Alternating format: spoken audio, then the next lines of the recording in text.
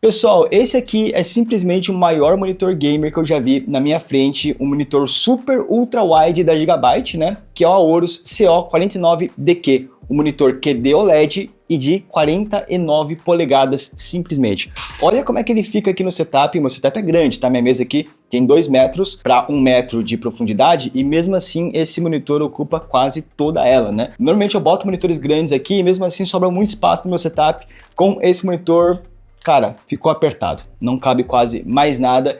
Um monstro de 49 polegadas com tecnologias como QD OLED também, né? Que é uma coisa também que a gente quer explorar. Inclusive, esse é o primeiro monitor OLED que nós estamos testando aqui no canal. Nós já testamos vários notebooks com telas OLED, mas não monitores de fato.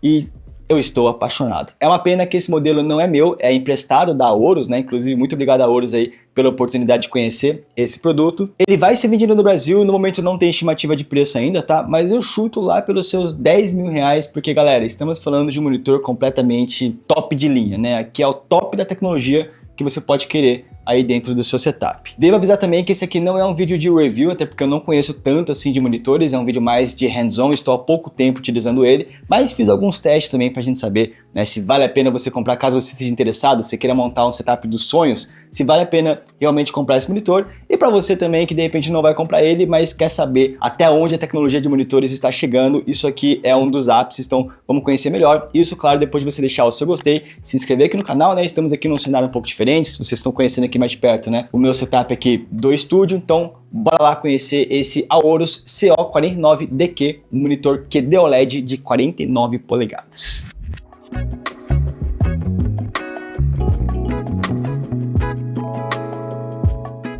E bom, pessoal, é o seguinte, esse cara aqui, como eu falei, ele é equivalente a 2 monitores Quad HD de 27 polegadas um do lado do outro, né? Então se você dividir ele aqui no meio, é como se você realmente tivesse 2 monitores, mas sem a divisão aqui, né, as bordas e tudo mais, você consegue rodar vários jogos nessa proporção. Todos os jogos que eu testei rodaram nessa proporção. Nem todos são tão legais de você jogar dessa forma, né? Mas todos que eu testei hoje em dia já suportam isso. Mas também é um monitor muito interessante para você que quer algo para produtividade, para fazer multitasking, né? Botar muitas janelas na mesma tela. Tem muita gente aí que faz setup de 3 monitores, por exemplo, para conseguir usar muitas janelas ao mesmo tempo. Talvez o monitor super ultra wide consiga te atender com algumas observações que a gente já vai falar. Primeira coisa, a proporção desse monitor é 32:9, tá? Então ao invés de ser 16:9, que é o tradicional, como ele é 2 vezes para horizontal, então 16 vezes 2 dá 32, então é 32:9, muito maior, por exemplo, do que o ultra-wide convencional que a gente já conhece, que é 21:9, né? A gente vê, por exemplo, filmes costumam ser editados ali na proporção 21:9, que fica perfeito para você assistir no monitor ultra-wide convencional. Aqui é mais ainda, 32:9 é muita coisa, não sei nem se no vídeo dá para perceber o quão grande ele é, porque realmente chega a ser um absurdo. E por conta disso, ele é um monitor curvo, tá? Então ele não é um monitor reto, até porque quando você fica aqui no centro, né, fica até difícil de você enxergar as extremidades. A curvatura dele é de 1800R, o que é uma curvatura até que bem agressiva, mas eu gostaria que fosse até mais agressiva, porque eu confesso para vocês que eu estou sentado aqui, ó, a mais de 1 metro de distância. A parte central do monitor fica perfeito para enxergar, mas as extremidades realmente ainda ficam um pouco longe demais para mim, né? Se ele fosse mais curvado ainda, eu acho que eu iria preferir, mas não sei se isso seria possível, então ele é curvo, mas poderia ser mais. Outra coisa importante de falar, como ele é equivalente a 2 monitores Quad HD, um do lado do outro, ele tem a resolução de 5120 por 1440p, né? Então, para os mais atentos, vocês já repararam, 5520 é o dobro de 2560, porque o Quad HD tradicional é 2560 por 1440. Aqui nós temos o dobro de pixels na horizontal, mas na vertical é a mesma quantidade de pixels do Quad HD, então por isso que é 5120 por 1440 e justamente por isso que é esse número um pouco mais diferente. Ele atinge até 144 Hz de taxa de atualização, chega a 10 bits de profundidade de cores, né? Então sim, ele é compatível com HDR e tem um tempo de resposta de 0,03 milissegundos porque é uma tela OLED, né? Telas OLED costumam ter tempos de resposta muito mais alto do que IPS ou VA, tornando ele bem interessante até para cenários competitivos. Sobre brilho, se você não utilizar HDR, ele vai ter um brilho um pouco baixo, 250 nits apenas, que apesar de sim ser um pouco baixo, a maioria dos monitores chegam a 300 nits, né? Para um escritório fechado, onde você não vai ter iluminação do sol te atrapalhando, coisa do tipo, tá tranquilo, mas o ponto é que se você habilitar o HDR nele, ele consegue chegar a 400 nits de pico, né? Então aí já começa a ter um brilho um pouquinho mais interessante, mas no meu uso aqui, nesse cenário, né, nesse setup, nesse estúdio aqui, que normalmente a janela fica fechada, inclusive, é perfeito. Eu não utilizaria um brilho maior do que esse, até por saúde dos nossos olhos mesmo. Um ponto desse monitor que para mim é positivo, mas eu sei que para muitos não é tão positivo assim, é que o acabamento dele é glossy, tá? Então ele é aquele acabamento mais refletivo e não aquele acabamento mais opaco, fosco. Eu prefiro o glossy porque apesar dele refletir as coisas que estão atrás de você, as imagens ficam mais nítidas e as cores ficam mais vivas também. Quando você bota um acabamento opaco, né, um acabamento fosco, as imagens não ficam tão nítidas assim e as cores perdem um pouco da saturação, apesar de que talvez você não sofra tanto com reflexos atrás, né? Esse cara não tem nenhum tipo de acabamento especial de anti-reflexo, então sim, ele reflete bastante as coisas que estão atrás dele, mas como é um monitor fixo para você utilizar no seu setup, é só você gerenciar o que está atrás de você ali, né? E não deixar, sei lá, uma janela batendo com o sol no monitor, porque isso provavelmente vai refletir e vai te atrapalhar. E tem uma outra coisa também, monitores OLED, que são mate, né, que tem um acabamento fosco, os pretos não costumam ser tão pretos assim, tá? Porque o próprio acabamento fosco acaba dando uma esbranquiçada ali no preto, sendo que é o gloss que realmente consegue extrair o máximo de contraste dessa tecnologia. E por último ele tem FreeSync, tá? É o FreeSync Premium Pro, para você não sofrer lá com tearings, né, com imagens quebradas, esse tipo de coisa, para não ter que ativar o V-Sync dentro do seu jogo, que vai capar a performance. Falando em performance, a gente tem que comentar sobre isso já já, porque não é qualquer máquina que vai conseguir utilizar um monitor desse, tá? Lembrando, ele é 2 vezes o Quad HD, então sua máquina tem que ter poder para rodar tudo isso de pixel. Mas calma que já já a gente chega lá. Antes disso, eu queria falar sobre as conexões desse monitor, só para zerar essa parte de construção dele, né? E esse monitor vai ter duas HDMIs 2.1, uma DisplayPort 1.4 e também tem, isso aqui é um diferencial bem legal que alguns outros concorrentes não possuem, porque ele tem uma USB-C, tá? Essa USB-C é compatível tanto com DisplayPort, então você consegue usar essa USB-C para conectar no seu notebook, por exemplo, né? Se o seu notebook tem USB-C com saída de vídeo, mas também ela é compatível com PD, com Power Delivery, ela pode carregar o seu notebook, apesar de que a carga dela é de apenas 18 watts, tá? Então, o foco desse monitor não é conseguir carregar o teu notebook via USB-C, mas ele consegue fornecer um pouquinho de energia se for um notebook um pouco mais básico, tá? O que provavelmente não vai acontecer porque notebook básico talvez não aguente, não tanque, né, a resolução que esse cara precisa ter. Além da USB-C, também tem duas USBs comuns, tá? De saídas ali para você conectar mouse, algum periférico, e uma USB de entrada, que é aquela USB tipo de impressora, né? Para você deixar conectada na sua máquina e poder usufruir desses periféricos. Outra coisa, via USB-C, ele não só passa vídeos e também energia, como também já passa dados, então já viabiliza de você poder utilizar as conexões USB do monitor sem ter que usar a outra USB para conectar na sua máquina, né? A própria USB-C já faz essa comunicação para você. E por último tem o P2, para você utilizar ali um fone de ouvido plugado direto no monitor. Com relação a conexões, a minha única reclamação é sobre isso aqui, ó. Se vocês olharem, né, embaixo do monitor, vocês vão ver que está visível os cabos que eu estou utilizando, né? Tem uma DisplayPort aqui, uma HDMI e aqui o cabo de energia. E apesar do suporte em si ter um passador de cabos aqui atrás, por conta das entradas ficarem miradas para baixo e serem muito perto da borda, as pontinhas aqui dos cabos ficam todos visíveis, tá? Eu gosto de usar um monitor bem baixinho, ó, então eu boto ele na altura mínima e mesmo assim os cabos eles ficam um pouco aparentes, né?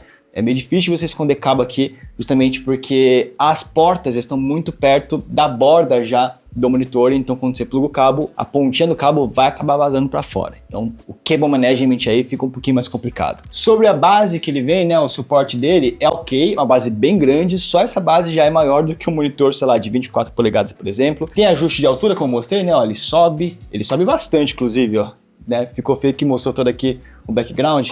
Aí ele pode descer, tem ajuste de inclinação, né, vertical, e também tem ajuste de inclinação horizontal ali, para você conseguir posicionar no seu setup. Ele só não tem aquele ajuste de tornar o monitor vertical, né, até porque não tem como, é um monitor muito grande para você utilizar ele na vertical. Se você pretende fazer isso, você é um cara um pouco diferenciado. Sobre o acabamento do monitor, vou confessar para vocês que o monitor, depois que eu instalo, eu não fico ligando muito para acabamento, tá? Mas ele tem um bom acabamento ali, na parte de trás tem uns skins ali que são meio holográficos, né? São bem bonitinhos, é tudo muito bem estilizado. E na parte da frente, ele tem a borda inferior aqui de plástico, é um plástico simples, tá? Com o símbolo da Aorus, mas é daqueles monitores com a borda de vidro, né? Então não tem aquela borda grossa de plástico. Isso deixa ele com aspecto um pouco mais premium, ainda mais se tratando de monitor OLED. Quando você está em uma cena escura, você não consegue identificar quando que acaba o monitor, porque o preto do escuro, o preto do OLED, que é realmente preto, né, acaba se misturando com essa borda, que é um black piano também. Ele tem speaker integrado, né, alto-falantes, mas que são bem simples, tá? Provavelmente você vai querer utilizar alguma caixa de som por fora. Inclusive, as minhas caixas de som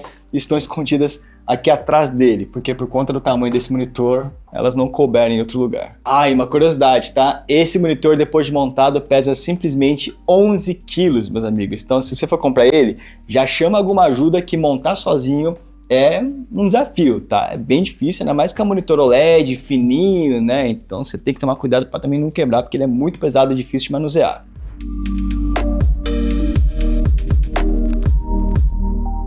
Mas enfim, essas são as características desse monitor. Vamos para o que interessa então, como é que é a experiência, né, de utilizar esse cara aqui, questão de qualidade, até a experiência de utilizar um monitor tão grande. Isso é viável mesmo? Só antes comentar que, como eu falei, ele no momento de gravação desse vídeo aqui, eu não encontro ele para comprar aqui no Brasil, tá? Não tem histórico de preço, por exemplo. Eu até encontrei uma loja que vende ali ele, tá vendendo por mais ou menos seus 9 mil reais, mas nas lojas conhecidas ainda não chegou, mas a Aorus está trazendo.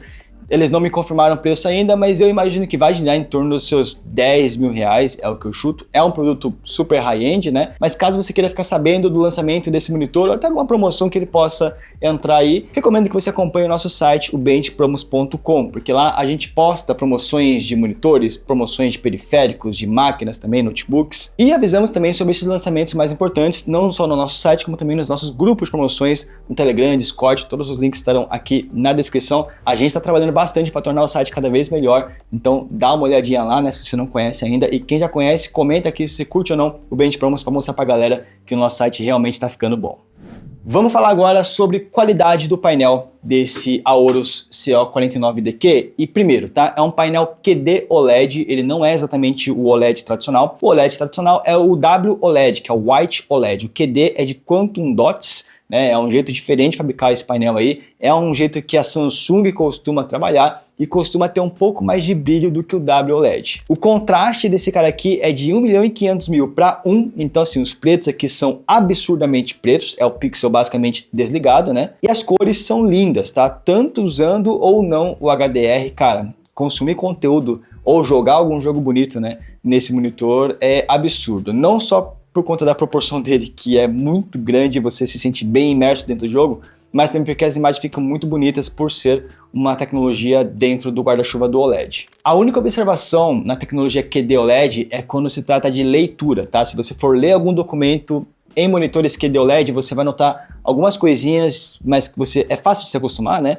Mas a primeira coisa é leitura de texto, porque os textos, eles costumam sofrer com uma coisinha chamada de text fingering, que é onde as bordas das letras ficam um pouco coloridas ali, né? Nesse caso aqui, desse monitor aqui, em cima das letras fica um pouquinho roxo, embaixo um pouquinho verde. É quase imperceptível, mas você nota isso no começo até o seu olho acabar se acostumando. Outra coisa que você vai ver também é que, por exemplo, entre a barra de endereços do navegador e a parte de baixo dele, você vai ver uma linha colorida ali, que às vezes é esverdeada, às vezes é avermelhada. Isso também é um outro fenômeno, né, do QD OLED, e isso acontece por conta do formato dos pixels, né, do QD OLED, que é um pouco diferente do tradicional, e o Windows não sabe processar muito bem isso ainda, né. Na disposição de pixels tradicional, o Windows ele faz ali um anti-aliasing, que deixa tudo muito mais suave, você não consegue ver esses desvios cromáticos, podemos falar assim, né, essas partes mais coloridas, porque o Windows já dá ali uma suavizada. No QD OLED, o Windows ainda não está preparado para esse formato diferente, então algumas coisas acabam tendo essas particularidades, mas é quase imperceptível. Você nota se você olhar de perto, né? Mas seu cérebro acostuma em menos de um dia de uso. Agora vamos falar sobre o elefante na sala. Galera, essa proporção 32:9, esse tamanho gigantesco, é realmente necessário? É realmente útil? Vale a pena realmente ter um monitor desse? Não valeria mais a pena a gente ter dois monitores de 27 polegadas, que é basicamente a mesma coisa, com exceção de que teria uma divisória aqui no meio. E galera, primeiro, jogar numa tela dessa é maravilhoso, tá? Claro, não todos os jogos, mas jogos de corrida, jogos de história, RTS de repente, né? E até jogos de FPS que não sejam muito competitivos ficam muito, muito bons, muito imersivos, né? Você vê muito mais ali dentro do seu campo de visão, principalmente jogos de corrida, então é uma experiência muito, muito legal. No caso, eu resolvi botar esse monitor nesse setup, mas se eu botar ele, por exemplo, colocando no setup de volante, cara, aí vai virar um simulador de corrida profissional. O problema é quando se fala de jogos competitivos, tá? Como, por exemplo, o CS, que foi o que eu testei. E, cara, é quase inviável de você jogar, né, usando a tela toda. Apesar de que, se você respeitar a proporção, né, a resolução nativa aqui do monitor e jogar o CS na resolução dele, fica legal, você consegue jogar. Eu acho que você fica com muitas distrações ali, não acho que seja o ideal, né? Porque por mais que passe a impressão de que você tem um campo de visão um pouquinho melhor do que os outros, na realidade você tem mais coisas para se distrair, né? O seu olho não consegue prestar atenção nos cantos ali. E se você, assim como eu, jogava CS esticado, que a gente bota na resolução 4x3, né? E estica para deixar os bonecos maiores, impossível de fazer isso nesse monitor. Os bonecos ficam muito esticados. Parece que chegou uma prensa e amassou os bonequinhos, ficou todo mundo amassadinho, né? É impossível de você jogar um CS na proporção 4x3 esticada aqui nesse monitor. Respeitando a proporção original do monitor, até dá, mas não é o cenário ideal para o jogo competitivo. Uma coisa que você pode fazer para jogar CS, Valorant, esses jogos, né, que não ficam legais nessa proporção aqui muito extensa, é jogar no modo janela e no espaço que sobrar você bota o Discord, bota alguma live rolando, alguma coisa do tipo. Aproveitar esse espaço extra do monitor para fazer o multitasking, né, você rodar várias coisas ao mesmo tempo, seja o seu jogo ou até trabalhando mesmo, porque eu acho que um dos grandes usos desse monitor, que é um dos usos que eu mais gostei, que eu acho que é o que a galera gosta mais também, é quando fala de multitasking, produtividade principalmente, né? Porque por ser um monitor bastante extenso, cara, ele é excelente para você gerenciar várias janelas ao mesmo tempo, né? Eu gostei de utilizar a disposição de botar uma janela principal no meio e duas janelas menores nas laterais, porque para mim isso já comporta tudo de janela que eu costumo utilizar aqui no meu dia a dia, e você não tem as divisões ali dos monitores, né, as proporções diferentes, às vezes resoluções diferentes dos monitores, sem contar que normalmente eu não preciso de um monitor inteiro para ser a minha tela secundária, né? Normalmente eu deixo o Discord na tela secundária, aplicativos, né, que não demandam uma tela inteira. Então aqui ficaria perfeito, porque quando você centraliza a tua janela, né, você usa o centro como se fosse um monitor único, o que sobra nas laterais é metade de uma tela, até porque ele é equivalente a 2 monitores Quad HD. Se você bota o monitor no meio, sobra metade Quad HD aqui e a outra metade no outro lado, e para mim essa organização ficou perfeita. Mas onde esse cara realmente brilhou para mim foi na edição de vídeo. Para você que edita vídeo, cara, a timeline nesse monitor é infinita. Chega até a ficar um pouco, acho que desnecessário, porque a timeline fica tão grande que é fácil ali de você se perder, coisa do tipo, mas o ponto legal é que você bota muita janela, né? Então janela de tratamento de cor, janela dos efeitos, janela do controle dos efeitos, o preview, parte da legenda, então você consegue colocar muito mais elementos do que se fosse em uma tela só, e mesmo que fosse várias telas, você não consegue fazer a timeline percorrer entre todas as telas, né? A timeline em si vai ficar em um monitor só. Aqui, nesse caso, você bota a timeline em toda a parte de baixo e em cima você gerencia as outras janelas ali do Premiere. Imagino que isso aconteça também para algumas outras aplicações, para quem vai mexer com Lightroom, por exemplo, né? Você consegue listar muito mais fotos na parte de baixo, enfim. Para você que precisa de muito espaço, esse monitor vai fazer muita diferença. Por isso que eu acho que esse monitor pode chamar até mais atenção para quem está procurando, né, algo para multitasking, para produtividade, do que só para gaming, porque se você pensar só em jogos, beleza, é muito mais imerso, mas não são todos os jogos que vão ficar legais, né, nessa proporção. Dos jogos que eu testei, todos foram compatíveis, não testei muito, testei uns 5 só, né, nesse tempo que eu fiquei com ele aqui, mas com certeza existem alguns jogos que não são compatíveis também com essa proporção, apesar de eu não ter encontrado eles.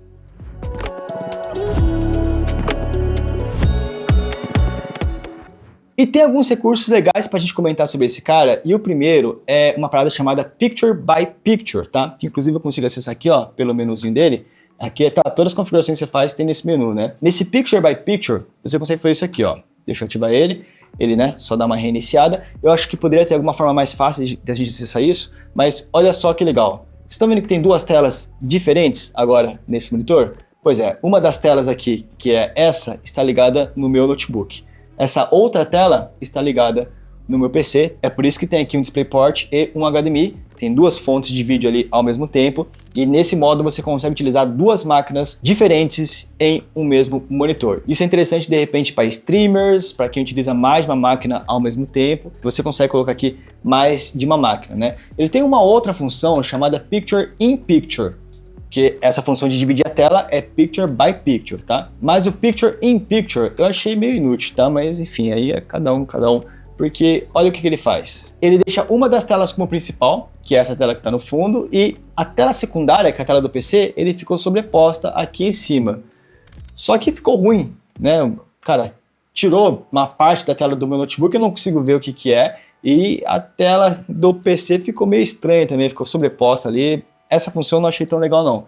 Mas o Picture by Picture, aí sim eu achei bem interessante. Outro recurso aqui também que tem, talvez vocês não consigam enxergar daí, né, porque aqui vai entrar um texto um pouquinho pequeno, mas é o KVM, tá? Porque como eu falei, ele tem ali duas USBs para você conectar os seus periféricos, um teclado e um mouse, por exemplo. Só que o problema é, vamos supor nesse Picture by Picture, metade da tela é do notebook e a outra metade é do PC. Só que você só tem um teclado e um mouse. Como é que você consegue alternar esses periféricos entre um e outro? Através do KVM você consegue alternar para quem que esses periféricos vão responder. Porque você tem duas entradas de USBs aqui para dados, né? Uma é aquela USB de impressora, né, que eu falei agora há pouco, e também tem a USB-C. Então você consegue deixar, por exemplo, a USB-C conectada no Note e a USB de impressora conectada no meu PC. E aí via KVM eu posso configurar para quem que os meus periféricos irão responder. Eles vão responder para quem está conectado na USB-C ou para quem está conectado na USB-B, se não me engano, que é a USB de impressora, né? Então é um outro recurso legal também para caso você vá conectar várias máquinas. E claro, ele tem alguns recursos de OLED Care, alguns recursos para você preservar a vida útil do OLED, né? Porque por mais que seja QD OLED, ainda assim você tem chances de sofrer com burn-in, né? Para quem não sabe o que é burn-in, recomendo que dê uma pesquisada por fora, mas é quando a sua tela OLED fica um pouco manchada com coisas que ficam estáticas ali na sua tela. Por exemplo, essa barra do Windows aqui, ela sempre vai ficar nessa mesma posição, né? Aqui é o símbolozinho de Windows também, né? São coisas que ficam muito tempo sendo mostradas na tela OLED e isso, com o tempo, pode ir manchando esses pixels. Isso é uma característica normal do OLED, mas esse cara tem vários recursos de OLED Care, né? Que é para ficar movimentando os pixels, ficar resetando os pixels também, para evitar ou adiar o quanto for possível ali de burn-in. Burn-in é uma característica, esse cara não é a prova disso, mas tem os recursos para evitar o máximo possível. E por último, galera, precisamos falar sobre performance, tá? Porque não é qualquer máquina que vai aguentar uma tela dessas. Tá certo que se ela vier realmente pelos seus 10 mil reais, que é o que eu suspeito, sua máquina vai aguentar, porque ela deve ser bem forte. Mas como eu tinha falado, essa tela aqui é Dual Quad HD, então ela é 2 vezes o Quad HD, então se sua máquina roda o Quad HD no limite, ela não vai rodar 2 vezes o Quad HD, né? Apesar de que Dual Quad HD ainda é abaixo do 4K, então máquinas que rodam jogos em 4K vão conseguir rodar nessa tela aqui com tranquilidade, porque se liga, ó, a tela Dual Quad HD é 5120 por 1440, isso multiplicado vai dar 7.372.800 pixels. O 4K é 3840 por 2160, que dá 8.294.400 pixels. Então sim, é uma resolução bem pesada, mas não é tão surreal também não. Eu tenho aqui um notebook com uma 4090 que tancou tranquilamente, mas eu testei também numa 4060 que não tancou tão bem. Enquanto na 4090 ali no Cyberpunk 2077 no Ultra, né, usando o DLSS qualidade e Frame Generation, ele conseguiu manter seus 70 frames por segundo ali, mais ou menos. E fica a curiosidade também, quando você for utilizar DLSS nesse monitor, você vai ter que utilizar o DLSS qualidade ao invés do desempenho, porque ainda estamos baseados no Quad HD, né? A altura é a mesma do Quad HD, então se você botar um DLSS mais agressivo do que a qualidade, a imagem vai ficar muito pixelada. Nessas mesmas condições, o notebook com uma 4060 rodou nos seus 30, 40 FPS, que é bem baixo, isso já usando o Frame Generation, né? Tava basicamente injogável, porque o FPS nativo devia estar nos seus 15 FPS mais ou menos. Agora, se a gente botar no baixo, aí a 4060 conseguiu tancar mais ou menos ali nos seus 60 frames por segundo. E lembrando, tá, para quem não segue a gente, eu testei esse monitor em notebooks porque é o foco aqui do canal, né? A gente faz reviews de notebooks gamers em si. Falando de PC, cara, tendo uma 4070 para cima, você vai conseguir utilizar ele numa certa tranquilidade.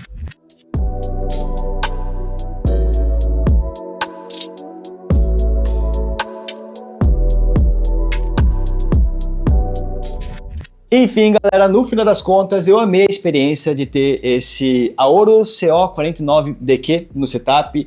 A parte mais legal é o visual, né? O meu setup aqui ficou muito bonito, ornou bem, porque é uma mesa grande, né? Tem um notebook aqui, tem um PC de stream ali do lado também, então achei que ficou bem legal. Confesso que esses cabinhos me dão um toque, acho que deveria ter alguma forma de esconder eles de forma melhor, mas não tem muito o que fazer. E é meio complicado de se acostumar no começo, tá? Principalmente para você que já está acostumado a utilizar 2 monitores, as janelas meio que se encaixam de forma automática, né? Você bota em um monitor, maximiza ela e acabou. Aqui não, você não vai poder maximizar, porque se você maximizar a janela, você não encontra nem o botãozinho de fechar de tão longe que ele vai ficar. Aqui você vai ter que aprender a gerenciar essas janelas, né, organizar elas para ficar um pouco mais confortável, mas depois que você passa dessa fase de aprendizado, fica muito legal e mais bonito utilizar dessa forma. Em resumo, se você curte monitores ultrawide, provavelmente você vai gostar desse cara aqui também, fechou? Agora, se você curtiu esse vídeo, não se esquece, ó, deixa aí o seu gostei, apoiar aqui o canal até para dar engajamento, né? De repente a Aurus manda mais coisa aqui pra gente. E comenta aí também o que vocês acharam desse cara aqui. Se você tivesse a grana para comprar ele, você teria ou acha muito estranho, muito exagerado? Mas é isso, muito obrigado pela atenção de todos, vou ficando por aqui, até mais, valeu!